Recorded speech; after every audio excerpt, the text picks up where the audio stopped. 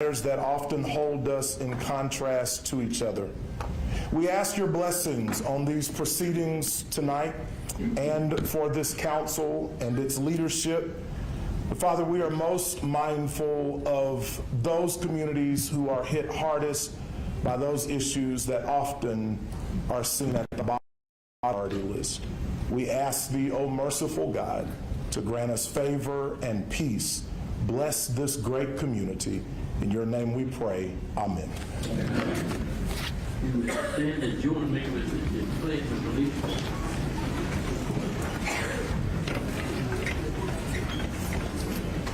I pledge allegiance to the flag of the United States of America and to the republic for which it stands, one nation, under God, indivisible, with liberty and justice for all.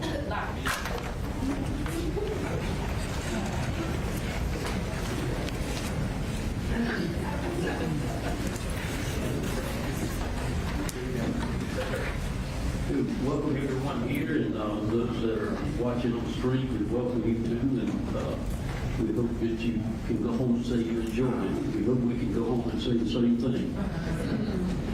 Is the first item is the approval of minutes. Is the first approval of minutes is June 15th.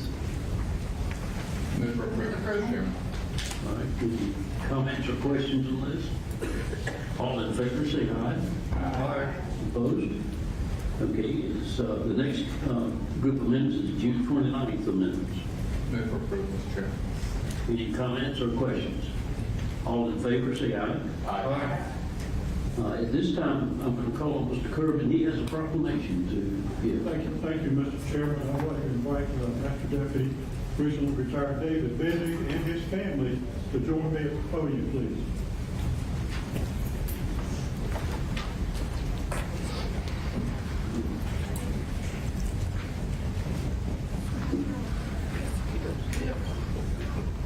Changed a little bit. Mom and Dad, There. Yeah. bring them over to. Well, she wants to get a photo. Oh, okay. You look a little different, not in uniform. Well, thank you.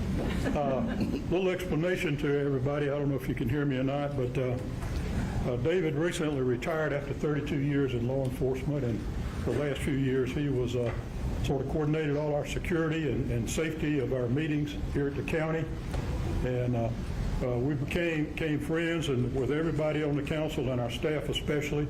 He was here a lot, and he did a lot of things for especially our clerk and our council office to help them out during the days and whatever they might need for meetings and all that. And he really went above and beyond what was expected. I was thinking about David, in our last meeting we recognized him a little bit for retirement, but all the council wanted to unanimously give him something to take with him, and that's why we're here tonight to do this proclamation.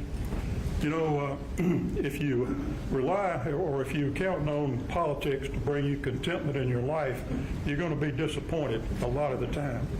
But if you look for the good in people that you encounter in politics or in your everyday life, whatever walk of life you're in, look for the good, then you'll be much more content and blessed along the way. You didn't have to get to know David very long to realize he was one of those people that naturally attracted your attention because of his outgoing personality, his positive attitude, the dedication he brought to his work, the interest and intensity in working with his fellow officers and the county staff here. We were just glad to see David. At every meeting, we knew we felt safe, secure with the team that he was leading and here with us. So we want to wish him well as he moves forward in future endeavors in his life. He's too young to really be retired, but he's put in the years to be retired. And so we know you're going to have great things in store, and people know you as you go forward. And that's worthy of recognition. We've had this proclamation. I want to say a few things about David, and his parents are here. I don't know if they'd like to come up and join us or not. I think his mom's making a film or something like that. But I'd like to, we've been looking forward to the opportunity to meet y'all, and as we honor your son here.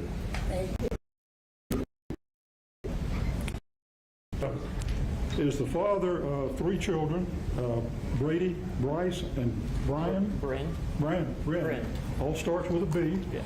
And, but I'm sure they're lovely children. They couldn't be here tonight.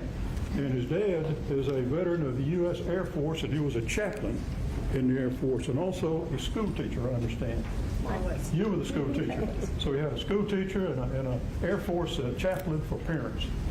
So that really stood him well. David enjoys playing ice hockey over at the pavilion and reading history, which I really find fascinating since I studied history in school, and also supports his children in all their sports endeavors. During his time of service with the Sheriff's Office, he was promoted to a Master Deputy at the Family Court, and he worked at County Square. He was a field training deputy at one point in his career, and he did his tours of duty in active patrol out in the community in securing the safety of all of our citizens. We want to mention that he is he's earned the confidence and the support of all of the colleagues at the county staff, and he demonstrated vigilance and compassion in executing his duties. I discussed that a little bit earlier extemporaneously, but that's what it says in this real nice proclamation. And you notice, David, that it's framed in blue for the law enforcement colors. Well, thank you. And so I would present this to you now at this time and ask if you would have a few words to say as you are honored and join us tonight. I would like to thank you and the rest of the council. It's been exciting, 9 years working up here with 2 or 3 different main council groups over the years. I enjoyed most of the people here all the time. You know, some people would get upset with me if I didn't let them in or anything, but I really enjoyed large turnouts at council meetings. Issues, you know, some people, well, no, you know, there are issues that get heated, and I think over the years we've had a good relationship. We have. You know, and I always tried to make people, when they left this meeting, felt like security did not hamper them in any way, shape, or form. So, thank you all. Thank you.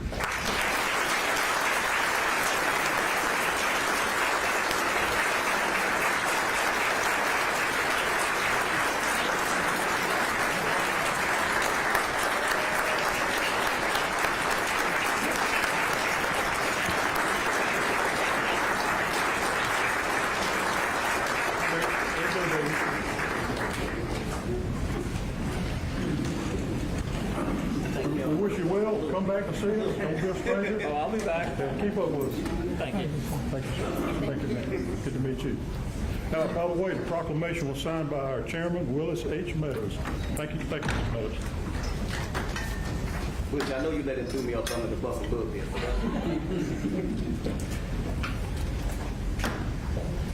Thank you, Mr. Kirby. Is that at this time, part of our agenda is for citizens to come and speak about things that are on the agenda. And Ms. Dawson, do we have any sign up? Yes, Mr. Chairman, we have one speaker tonight on items on the current agenda. Josh Templeton is speaking to the Greater Sanitation District annexation about the work. Can you come forward?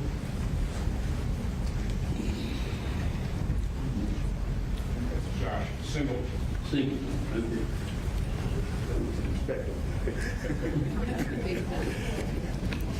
Give us your name and address, Mr. Singleton. Josh Singleton, 100 B Tree Court, Piedmont, South Carolina, 29673.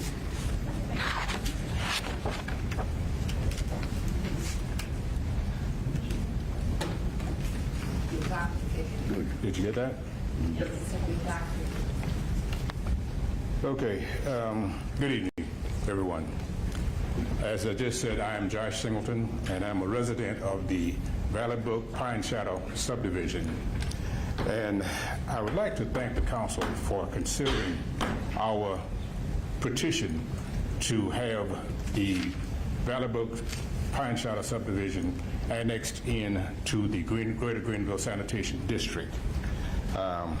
We've been a part of the Greenville Sanitation for the past 9 to 10 years.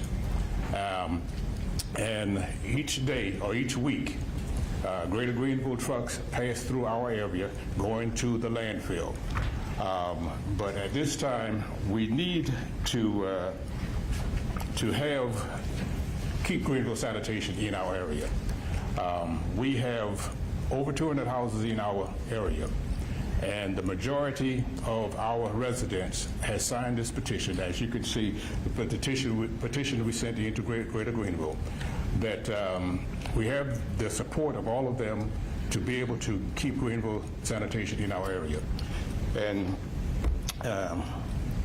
I am asking the council to approve this application for our annexation. Thank you. Thank you, Mr. Singleton. Is anyone else on the council? No, sir. Thank you, sir. All right, and now we go to public hearings, and Mr. Tripp will conduct several. The first one is on Sage Elevator here. Mr. Tripp. Thank you, Mr. Chairman. This public hearing is being held for the purpose of receiving comments from the public regarding an ordinance authorizing the First Amendment to a certain fee in lieu of tax agreement by and between Greenville, South Carolina and Sage Automotive Interiors, Inc., to enter into such necessary agreements or amendments to affect the intent of this ordinance and other related matters. Mr. McCaskill, has anybody signed up to speak? Mr. Chairman, Mr. Tripp, no one has signed up for this public hearing. There being no one signed up, I declare this meeting over. Our next public hearing is the Land Development Regulations Amendment 3.1. Mr. Tripp. Thank you, Mr. Chairman. This public hearing is being held for the purpose of considering proposed amendments to the Greenville County Land Development Regulations. Such amendments would update the regulations with additional plan and plat information and traffic requirements to add definitions, to provide rural conservation subdivision design standards, to repeal Land Development Regulation 3.1, review criteria, and other matters related thereto. Mr. McCaskill, has anybody signed up to speak? Mr. Chairman, Mr. Tripp, we have several in favor and in opposition. The first three in favor are Donnapoulton, Melanie Ruleman, and Kevin Miller. Right. If you all would come up, and you've got 3 minutes each, if you'll give us your name and address. And if you are speaking after her, the first 3, if you want to just come on up so we can go through this. Good evening. My name is Donnapoulton, and before I start, I would like to ask if anyone in the House is here to ask you that they reinstate the state recommendations, or the staff recommendations. Would you please stand?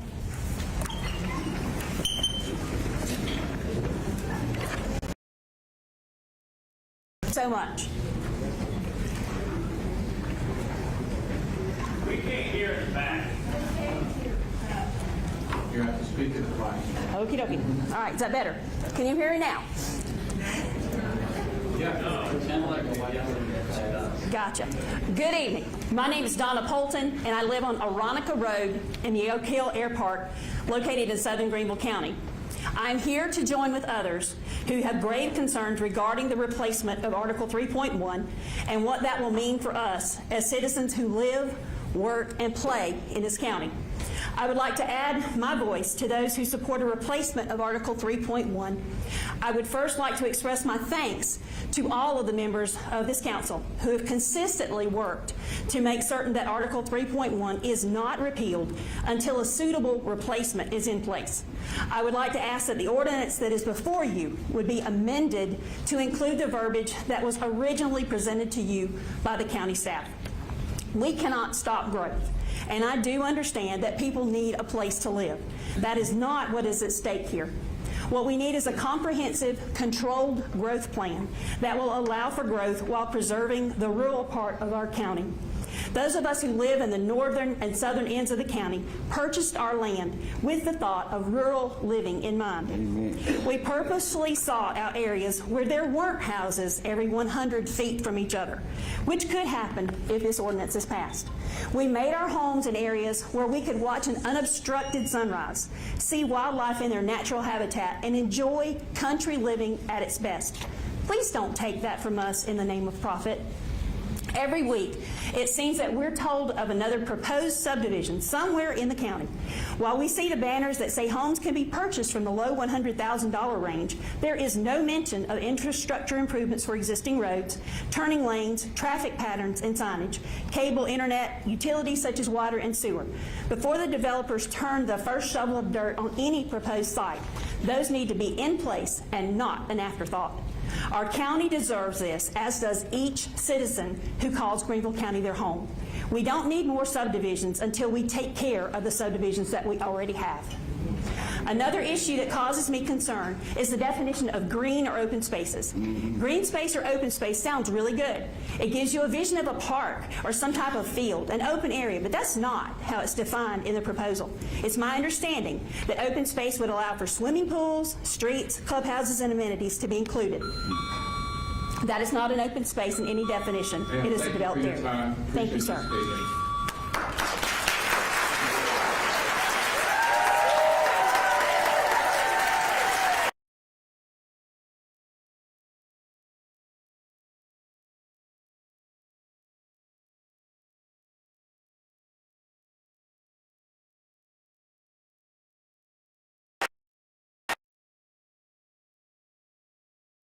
Here at the end. Thank you, ma'am. If you give us your name and your address for the record. Good evening. My name is Melanie Ruleman. I'm a landowner at 301 Keeler Bridge Road in Marietta. I'm president of Save Our Saluda and Watersheds. I have over 25 years of experience in watershed and water resource planning and management. Some 20 years ago, I managed the first comprehensive regional watershed plan in Georgia and authored the first guidebook for regional planning for the Georgia Environmental Protection Division. That's the equivalent of our DHEC, which included recommendations for conservation subdivisions. Through that work, I worked closely with the authors of the Atlanta Regional Commission Model Conservation Subdivision Ordinance, which is referenced in our own South Carolina DHEC Model Conservation Subdivision Ordinance. So I'm not a stranger to conservation subdivision ordinances.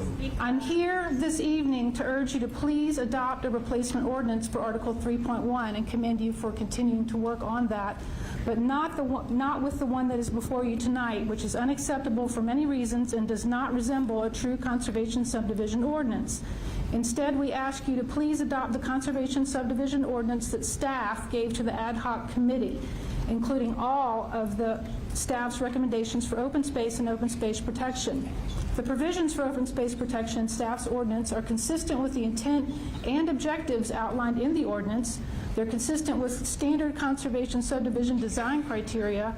They are streamlined with the comprehensive plan, and the definition of open space in staff's ordinance are consistent with what is already in Greenville County zoning ordinances. Specifically, we are asking Council to reinstate the requirement for exclusion of undevelopable land, that is steep slopes, floodplains, wetlands, etc., in calculating the open space area requirement. These areas are generally already protected from development and are typically excluded in the calculation of the required open space for conservation subdivisions. We're also asking you to please reinstate the requirement for exclusion of rights-of-way, of power lines, transmission lines, oil and gas lines, rights-of-way, swimming pools, clubhouses, street right-of-ways, etc. These are inappropriate to count towards open space requirements and not standard in any of the model conservation subdivision ordinances out there. We're asking you to please reinstate the requirement for exclusion of fence detention and retention areas used for stormwater management for the calculation of open space. Also inappropriate to include these in open space requirements. And finally, asking you to reinstate staff's recommendation for the percentage of acreage required for a waiver from 30%, reinstate it back to 40%. Save Our Saluda also opposes any amendments to the replacement ordinance that further erode provisions for open space protection, including elimination of ordinance objectives, elimination of standards for undevelopable land, in particular steep slopes, and insufficient criteria for determining open space. We are asking you to please curb sprawl in northern Greenville County. Sorry, thank you for speaking tonight. Thank you very much.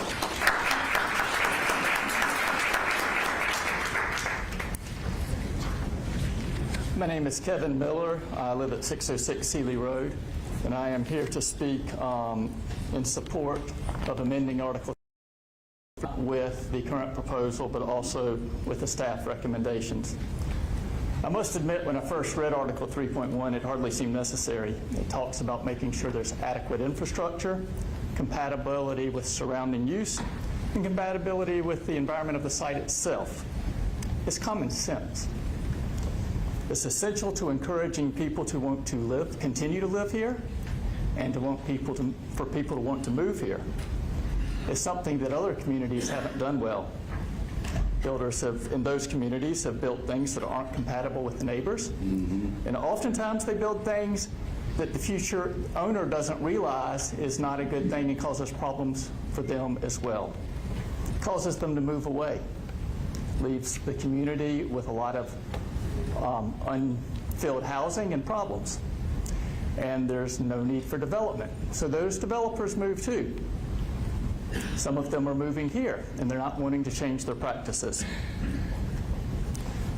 Wasn't too long ago, while driving past a construction site, my 7-year-old daughter asked me, "What will they call Greenville when all the green is gone?"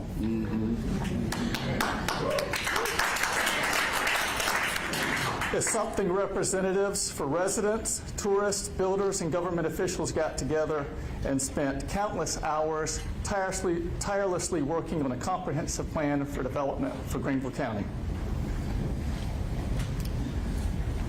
And these are the types of ideas that we need to amend 3.1 to capture. These are the types of ideas that the staff recommendations include. So let's not repeal common sense. Let's not gut common sense. Let's enhance our common sense so that we develop Greenville County in a manner that for generations to come, people will continue to want to live in and move to. Thank you. Thank you, sir.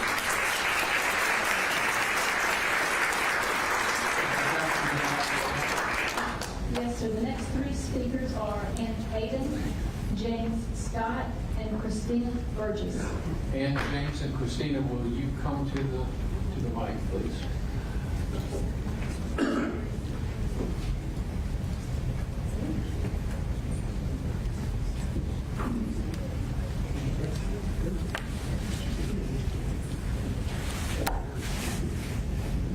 Welcome. Thank you. Can you hear me? This teacher voice should be able to be heard without out the microphone. Your name and address, please. Hi, my name is Dr. Ann Payne, and I live at 221 Sandy Springs Road. I'm speaking not to do away with our 3.1 article. We need regulations, but we need those regulations with the recommendations of staff. I have worked in Greenville County schools for over 40 years.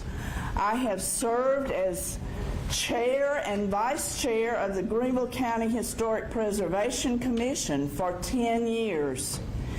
And I was part of the advisory group to develop the recent master plan.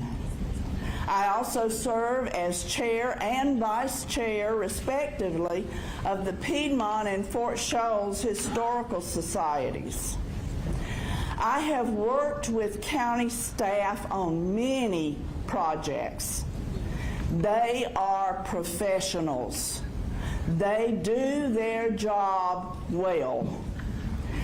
I recommend that you recognize their background knowledge and their ability to do their jobs, and please return to their recommendations for Article 3.1. In my many roles across this whole county, the one concern I hear most is about the uncontrolled growth. It's my concern too.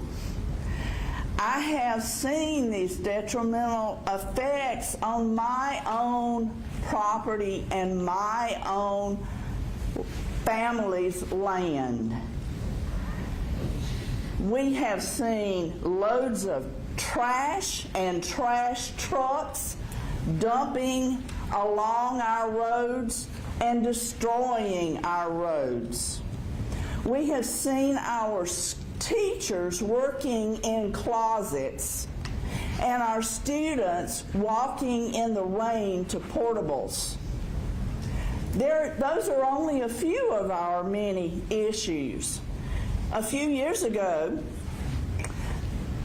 because there were no guidelines, a developer bush-hogged a Revolutionary War cemetery on Highway 101 near Greer.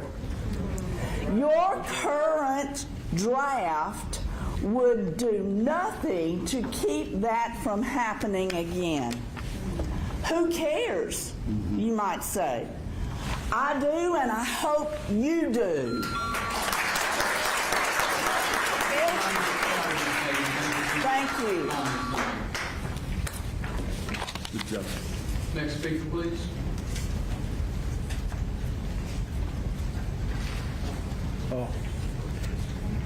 Mr. Tripp, I'm going to yield my comments to the next speaker on the list. Thank you, sir. Appreciate you coming tonight.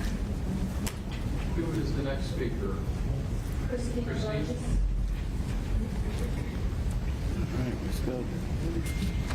Hello, my name is Christina Burgess Griswold, and I live at 107 Orr Street in Piedmont Mill.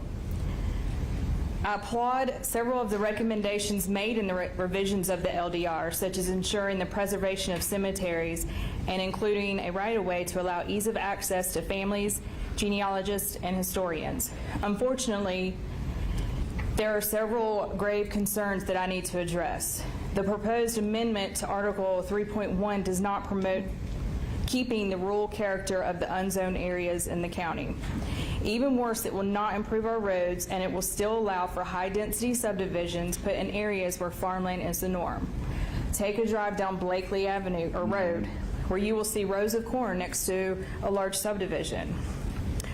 Subdivisions next to farmland like this can have disastrous impacts. The rules of many HOAs require a pristine yard, and to have a pristine yard, you need a lot of chemicals that directly impact our waterways and farmland. My parents have a pond in their backyard.